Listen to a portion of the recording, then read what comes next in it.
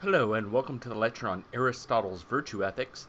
This is the third of the big three theories we will cover: utilitarianism, Kant's deontology, and Aristotle's virtue ethics. Virtue ethics comes in many forms, just as we mentioned that there are forms of utilitarianism other than hedonistic at-utilitarianism, which is the form we studied. We will be looking primarily at Aristotle's version of virtue ethics here today. As with all the other theories, we will be breaking down virtue ethics into an anatomy. You should know this anatomy cold by now. It consists first in a theory of the good, that is to say, what the good is. Then there needs to be some justification of why this is the good. The second part of the anatomy is the method for achieving or being good, and then this usually has a justification as well, though sometimes it is pretty straightforward. The anatomy of virtue ethics is as follows. Happiness is the good. The justification for this is the same as it was at hedonistic at-utilitarianism. Remember when we did the thought experiment, where you wrote down what you most wanted, then wrote down why you wanted it, and then why you wanted that thing, and then why you wanted that thing, and so on, until there was something you wanted for its own sake. Aristotle also believed that what you ended up with was happiness. It is important to note, however, that happiness means something a little bit special for Aristotle. For Aristotle, unlike hedonists or utilitarians, happiness wasn't pleasure alone. It consisted of your life as a whole, having a place in society, what others thought of you, having flourishing social relationships, and so forth. Human beings are fundamentally social animals for Aristotle, and you can be hurt even by things you don't know about, say such as having a bad reputation you do not know about, even if it never directly hurts you or causes you pain. These are all part of happiness for Aristotle. The method for achieving the good is to practice the virtues. And we'll talk about the justification for this a little bit later. A little bit more on Aristotle's concept of happiness. Happiness for Aristotle is everything involved in living a good life. It includes not just pleasure, but having a good social reputation, friends, family, and so forth. Also note that for Aristotle, a life cannot be truly judged as happy until it is over. Happiness isn't a matter of moments, but a matter of the life seen as a whole, and until it is over, some tragedy might strike. Imagine, for example, that you seem to be living a good life. You spend your life dedicated to some cause that is very important to you. You have good friends and seem to have contributed to what you care most about. Then, in the last months of your life, something terrible happens. Maybe it is completely unfounded, but something happens that destroys your reputation. As a result, you end up damaging the cause you care so much about. You damage it so much that you cause far more damage to the cause than any good you might have done for it during your life. You die having lost the respect of your family and friends as well. In spite of having so many pleasurable moments, and a life that looks like it was going so well, Aristotle would not call such a life a happy one. This is why he says that we cannot judge somebody to have had a happy life until they have died.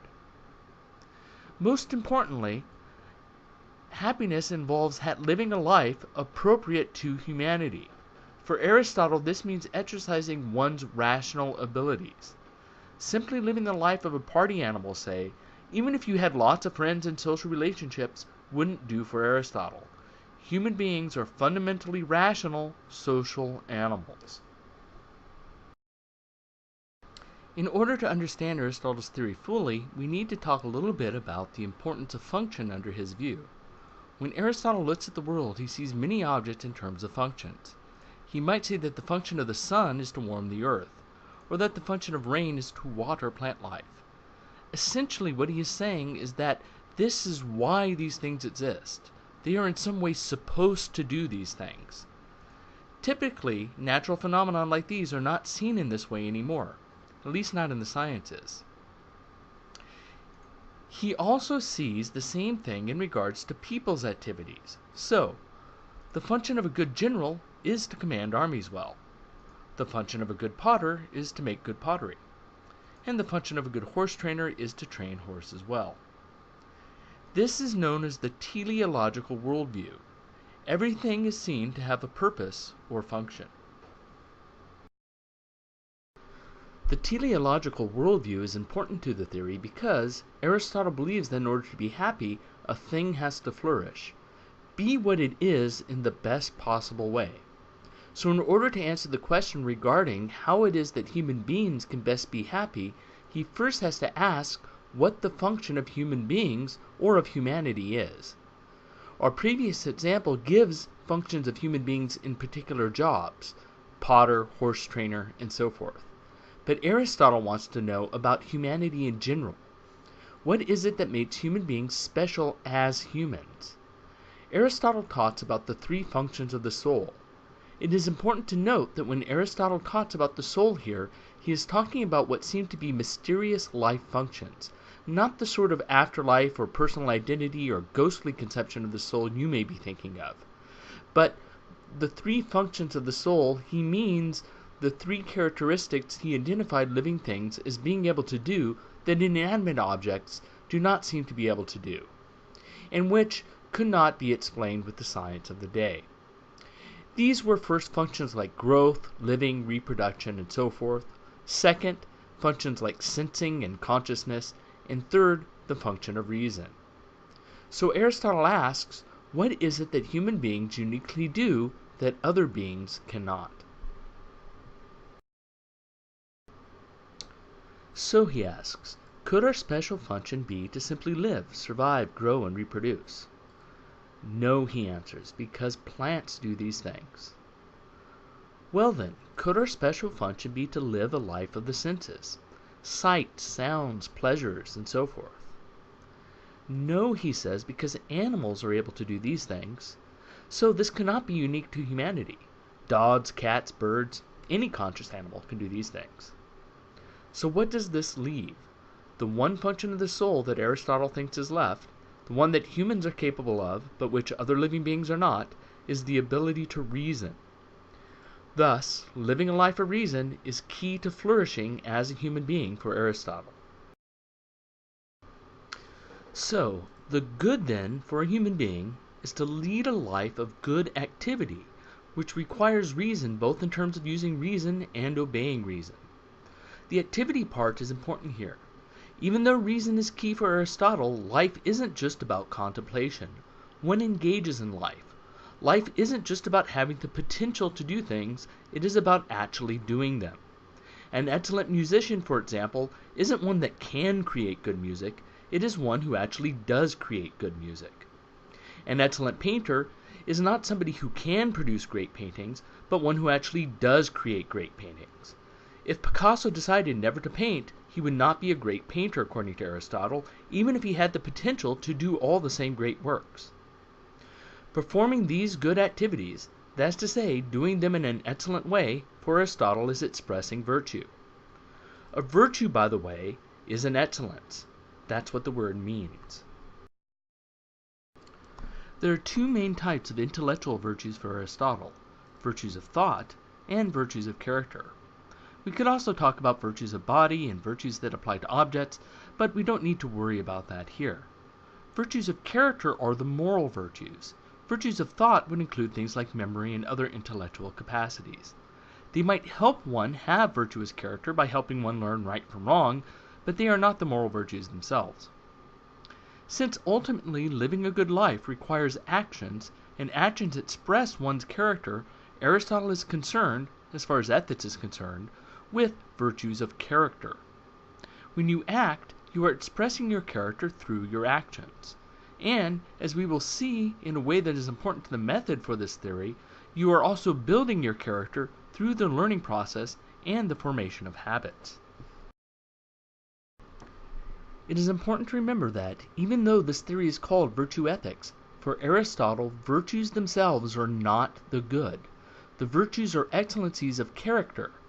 Happiness is the ultimate good. Virtues help us achieve happiness. Virtues are aspects of character that are useful, or even necessary, for living a good human life. For Aristotle, living a virtuous life does not guarantee a happy life, but doing so makes a happy life much more likely. Also, such a life is probably impossible without virtue.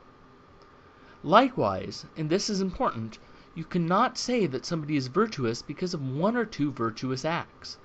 Aristotle is famous for saying that, just as one or two swallows do not make a spring, one or two courageous acts during a lifetime of cowardice do not make a person courageous, nor does one or two acts of honesty make one honest, or one or two acts of generosity make one generous. We often see movies where a cowardly character does something brave at the end and then dies, and the implication is that this person is somehow redeemed by this. But Aristotle would not say that this person died having the virtue of bravery by just performing one brave deed in a lifetime of cowardice. Character traits are traits that become reliable parts of ourselves, and virtues, like happiness, are judged over a lifetime. You don't have a virtue of courage or generosity or honesty or any other virtue until you exercise this virtue by habit. So, how can we gain the virtues? According to Aristotle, people are not naturally virtuous, nor are people naturally opposed to virtue. Aristotle reasons that if virtue were natural in us, then we would not have to learn it, and could not learn it differently. But we can. For example, birds do not need to be taught how to build nests. They know how naturally. Crickets do not need to be taught how to chirp. They just know how. On the other hand, virtues are not against our natures either. This is because if virtue were against our natures, then we could not learn to act virtuously. Being able to will yourself to change the color of your skin like a chameleon is against our natures.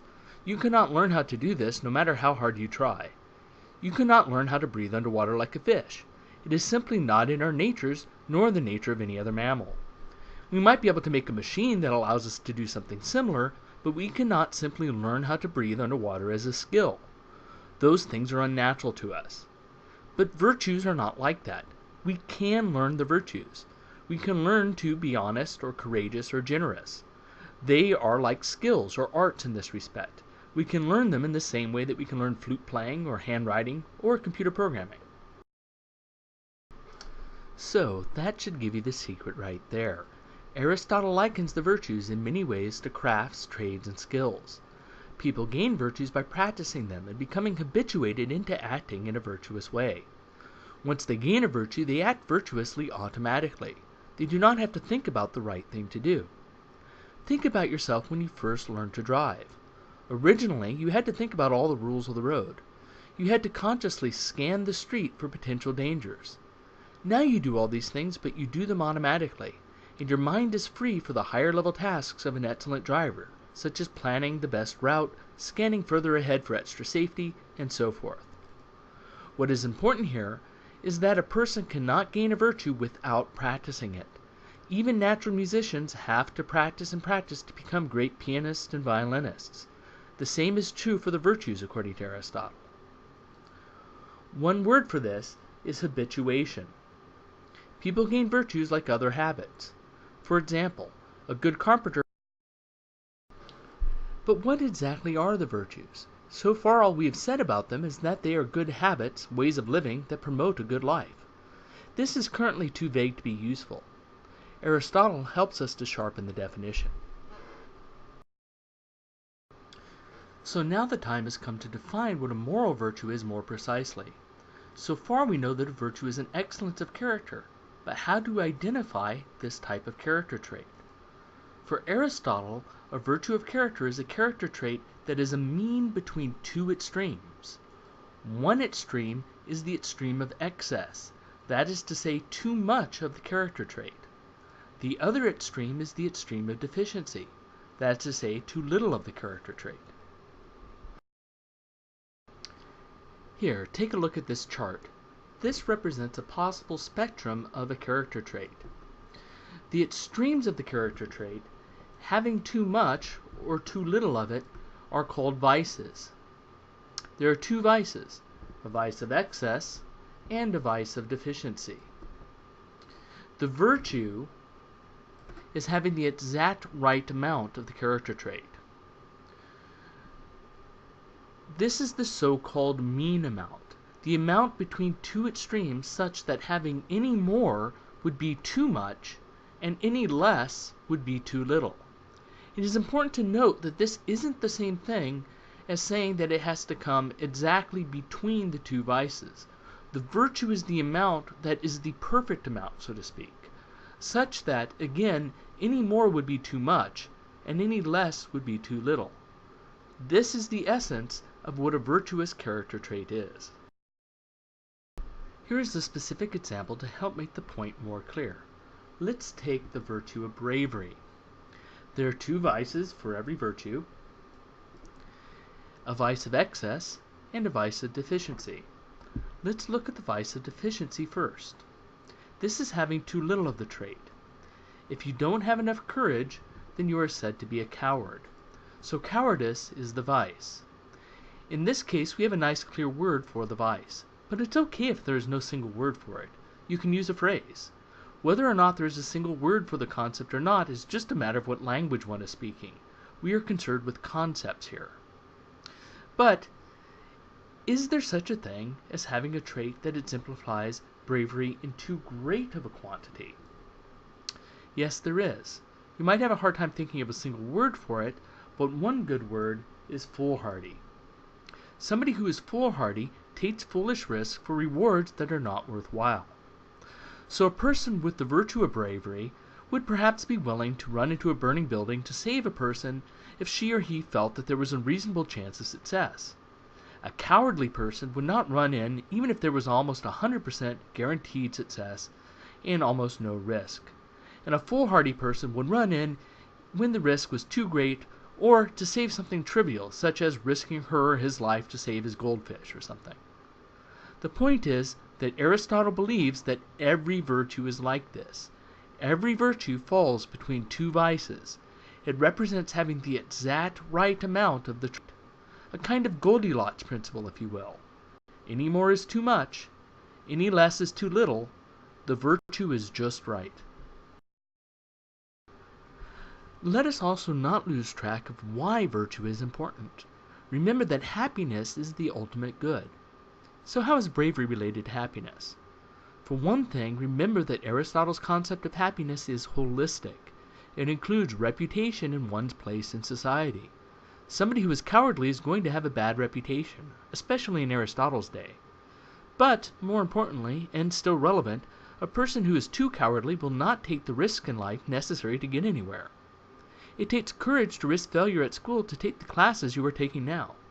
It takes courage to ask for a raise when one deserves one and feels that there is a reasonable chance of success.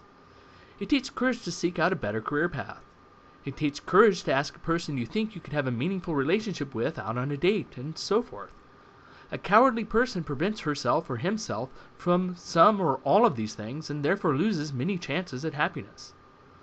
Likewise, the foolhardy person takes foolish risks. This person might demand a raise when it is impossible, or when she or he doesn't deserve it. Or might quit a good job to try to get a better one when the chances are terrible. Or might just go out and put all of her or his entire savings on the roulette wheel in Vegas in the hopes of becoming rich. Such a person is unlikely to live a happy life either. So remember, happiness is the good, but the virtues help one achieve it. Let's do one more example. Here we will consider honesty, or being truthful. What is the deficiency of being honest or a truth teller? It is being dishonest or being a liar. Such a person cannot be trusted. This person is not likely to have a very happy life. Such a person would not be able to enter contracts with people because nobody would trust this person. Such a person would have few friends and be taken into nobody's confidence. But can one tell the truth too much? Think carefully about this before you say no. Coming up with a word for it might be difficult, and there could be several. One way you might be able to tell the truth too much is to be a braggart. This is somebody who brags. Suppose you say things that are true about yourself, but you're always bragging. Suppose that you are the first person in your family to go to college and are always bragging about this in a way that makes other family members feel bad. Or suppose that you have more money than they do and are always pointing that out. You're not lying, but you're not being nice. Another way you could tell too much truth is to simply be too blunt when being tactful is called for. You don't have to say that somebody looks horrible in what they're wearing. You could just say that that person's other pants or dress look better. Also consider telling secrets or being a gossip. You might be telling true things that you have no business telling. Or suppose that you want to use the truth as an excuse to be a jerk. So you go around to your neighbors' houses on Christmas Eve, knock on the door until children answer, and then tell them that there's no Santa Claus. Ha ha ha. You might be telling them the truth, but you'll probably end up with a bloody nose at some point anyway. So, it is living with the proper amount of truth-telling that is most conducive to having a happy life. And that level is the level of the virtue, according to Aristotle.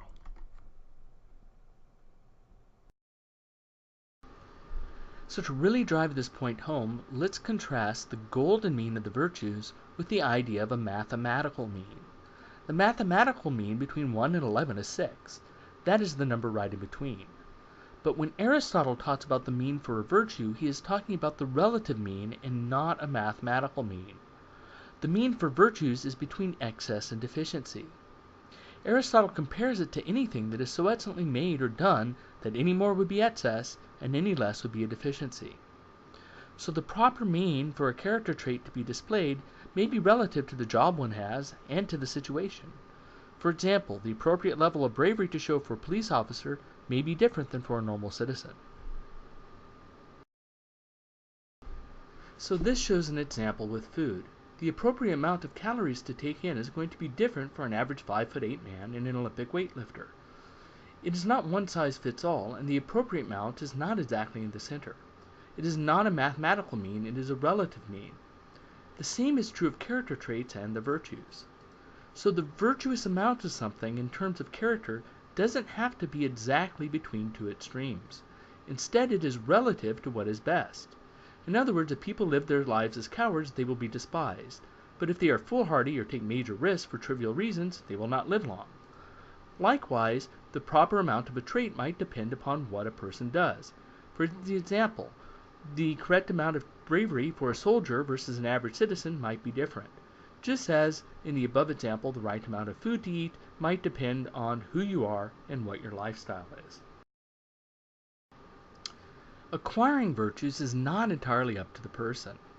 Unlike many theories of ethics, in virtue ethics, morality is partially a matter of luck. This is because gaining a virtue requires practice. If you are never put into a situation to exercise a particular virtue, you cannot gain it by practice. For example, if you are born so poor that everything is required for your own survival, then you would never have the opportunity to exercise generosity, and certainly not often enough to make it a habit. Likewise, if you are never in an apparently dangerous situation, how can you ever demonstrate bravery? So, our characters are largely but not completely under our control for Aristotle. And, even with perfect characters, remember, we are not guaranteed a happy life, but virtue is required for a happy life and gives us the best chance at one. So, now we are in a position to look at the entirety of the anatomy of virtue ethics. The good under the theory is happiness. The justification of this, just like it was with utilitarianism, is that happiness is the only ultimate end. It is complete in and of itself. But it is important to remember that happiness for Aristotle is holistic. It isn't mere pleasure. The method, according to the theory, is to practice the virtues until they become habit. The reason is that virtues, like skills or arts, are learned. They are neither natural to us nor unnatural to us. We have to practice them until they become second nature. When we get to the point where we behave in the virtuous way automatically, we truly have the virtue. One thing we haven't had time to mention yet, and something many people like about virtue ethics, is that having the appropriate emotional attitudes is important for Aristotle. For utilitarianism, what is important is doing the action that results in the most good. What is important for Kant is acting on the right reasons. Emotion is actually bad, it tends to get in the way. For Aristotle in virtue ethics, having the appropriate emotional response is a good thing. Virtuous people enjoy being virtuous. An honest person doesn't hate being honest or struggle with it. It is virtuous to get angry at injustice and to get pleasure from the right things. So, emotion can actually be a good thing if it's appropriate in virtue ethics. And on that note, I end this presentation. I hope that you found it helpful. Until next time.